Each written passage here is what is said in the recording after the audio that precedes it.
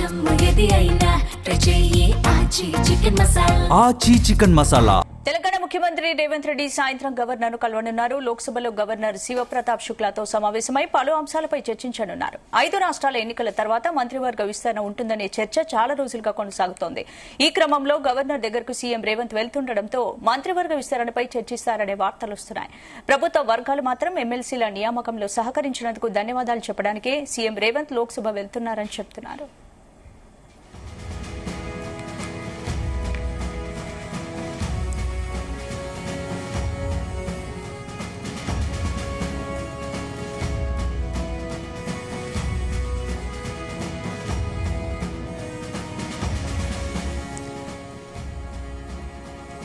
ఇదే అంశానికి సంబంధించి పూర్తి అప్డేట్స్ మా పేరు చీఫ్ నరేందర్ అందిస్తారు. నరేందర్, రైట్ స్పందన. సాయంత్రం పూట ముఖ్యమంత్రి రేవంత్ రెడ్డి గవర్నర్ శుక్లతో భేటీ కాబోతున్నారు. ఇందులో చాలా అంశాలు ప్రస్తావనకు వచ్చే అవకాశం కనిపిస్తుంది. మనం చూసాం కరెక్ట్ గా కేబినెట్ సమావేశం ముందు ఎమ్మెల్సీల నియామకం సంబంధించి కోదండరామ్ది కానీ ఇట్లా ఈ నియామకం సంబంధించినటువంటి ఇష్యూలో కొంత ఇబ్బంది పడినటువంటి పరిస్థితి కూడా మనం చూసాం అజరుద్దీన్ ఇష్యూలో. అయితే దాని తర్వాత ఆ రోజు కలవడం, తర్వాత వెంటనే నెక్స్ట్ డేనే ఓకే చెప్పినటువంటి పరిస్థితి కూడా మనం చూసాం.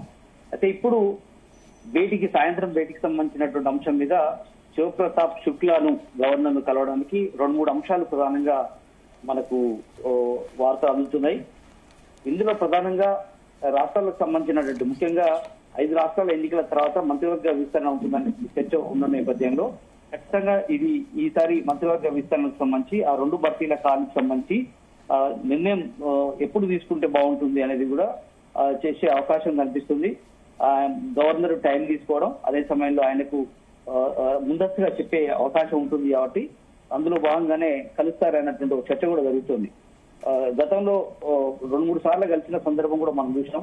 అయితే ఇందులో ప్రధానంగా ఈసారి మాత్రం గవర్నర్ సంబంధించినటువంటి ఇష్యూలో ప్రధానంగా కొత్తగా ఆయన రావడం, రాష్ట్రంలో జరుగుతున్నటువంటి పరిస్థితులు, గవర్నర్ కు అంటే అన్ని అంశాల మీద రాష్ట్రంలో చేపడుతున్నటువంటి పథకాలు కావచ్చు, నిన్న ప్రధానమంత్రిని కూడా కలిసి అక్కడ కూడా హెచ్ఎస్సిసిలో జాయింట్ గా మాట్లాడినటువంటి కొన్ని విషయాలు కావచ్చు, అక్కడ కూడా శుక్ల నేరుగా కలిసినటువంటి సందర్భాలు కూడా మనం చూసాం.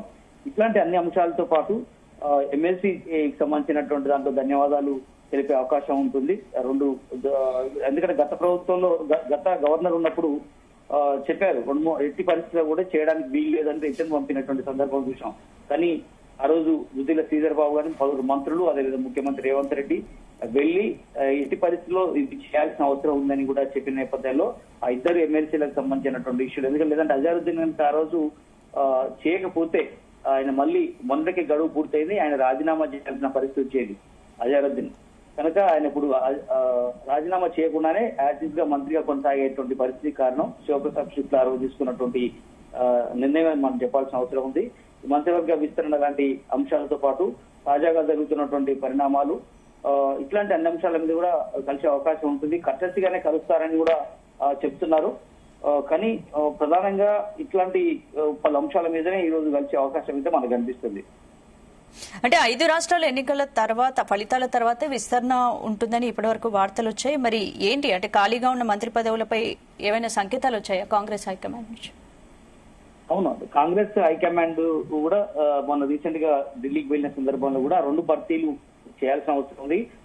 ముఖ్యంగా కార్పొరేషన్ సంబంధించినటువంటి దాంట్లో ఖాళీలను భర్తీ చేయాల్సిన అవసరం ఉందని ఉద్దేశంతో ఆ రోజు మనం చూసాం. కొన్ని కుల సంఘాలకు సంబంధించిన ఏదైతే ఉన్నాయో అవి కొన్ని భర్తీ చేశారు, మరికొన్నిటిని కొంత టైం తీసుకోవాల్సిన అవసరం ఉందని అధిష్టానం చెప్పేది. కానీ మొత్తం మంత్రివర్గ విస్తరణ చేస్తే పూర్తి స్థాయిలో పాలన ముందు తీసుకెళ్లొచ్చు అనేటువంటి ఉద్దేశంతో అధిష్టానానికి చెప్పారు ముఖ్యమంత్రి రేవంత్ రెడ్డి. అందులో భాగంగానే త్వరలోనే ఆ 2 భర్తీలు కూడా చేసేస్తే పాలన మరింతగా స్పీడప్ చేయడానికి అవకాశం ఉంటుంది అనేది కూడా ప్రధానంగా మనకు కనిపిస్తుంది. కనుక ఖచ్చితంగా ఈరోజు గవర్నర్ కలిసి ఈ అంశం మీద కూడా మాట్లాడే అవకాశం, ఎందుకంటే చాలా కాలంగా మీడియా ప్రెస్ మీట్ లో కానీ లేదంటే బయట కానీ మంత్రివర్గ విస్తరణకు ఇంత టైం తీసుకుంటారా రేవంత్ రెడ్డి? ఏంటంటే ఆల్మోస్ట్ సగం పీరియడ్ అయిపోయింది, ఇంకొక 2.5 సంవత్సరాలు మాత్రమే ఉంది. కనుక ఈ 2.5 సంవత్సరాల్లో పాలన మరింత ముందుకు తీసుకెళ్లాలంటే ఖచ్చితంగా పూర్తి స్థాయిలో చాలా ఇంపార్టెంట్. అదే సమయంలో ఎమ్మెల్సీగా మొన్న చేసేందుకు కట్టసిగా ధన్యవాదాలు తెలపడం కానీ, రాష్ట్రంలో జరుగుతున్న ప్రతి అంశంలో కూడా కీలక నిర్ణయాల విషయంలో కూడా గవర్నర్ ఆమోదం పొందాల్సి ఉంటుంది. కాగా పలు అంశాలు కూడా ఈసారి ప్రస్తావనకు వచ్చే అవకాశం ఉంది. చిట్చాడు కూడా కాసేపట్లో రేవంత్ రెడ్డిది తన నివాసంలో చేపట్టబోతున్నారు. అక్కడ కూడా కొన్ని అంశాలు ఆయన మాట్లాడే అవకాశం ఉంది. అంటే రాష్ట్రాలకు అదేవిధంగా జాతీయ స్థాయిలో ఉన్న కేంద్ర ప్రభుత్వానికి సత్సంబంధాలు మంచిగా ఉంటేనే ప్రభుత్వం ముందుకు వెళ్తుంది అన్నటువంటి విషయం కూడా నిన్న మీటింగ్ లో చెప్పారు. గవర్నర్ తో కూడా సత్సంబంధాలు మెయింటైన్ చేయాలనేటువంటి ఆలోచన కూడా ఈ ప్రభుత్వానికి ఉందని కూడా గతంలో చెప్పినటువంటి పరిస్థితి ఉంది. కనుక ఈ రోజు భేటీలో ప్రధానంగా మంత్రివర్గ విస్తరణ అంశం కానీ, ఎమ్మెల్సీల నియామకాల్లో సహకరించేందుకు ధన్యవాదాలు తెలపడం కానీ, రాష్ట్రంలో జరుగుతున్నటువంటి పలు అంశాల మీద కూడా ఆయనతో షేర్ చేసుకునే అవకాశం ఉంది. ఆయన రాష్ట్ర ప్రథమ పౌరుడిగా మనం చూస్తాం గవర్నర్. కనుక ఆయనతో భవిష్యత్తులో మళ్ళీ అసెంబ్లీ సమావేశాలకు సంబంధించిన ఇష్యూలు కానీ ఇలాంటి కొన్ని అంశాలు ఆయనతో షేర్ చేసుకునే అవకాశం అయితే కనిపిస్తుంది. Right, thanks for the updates.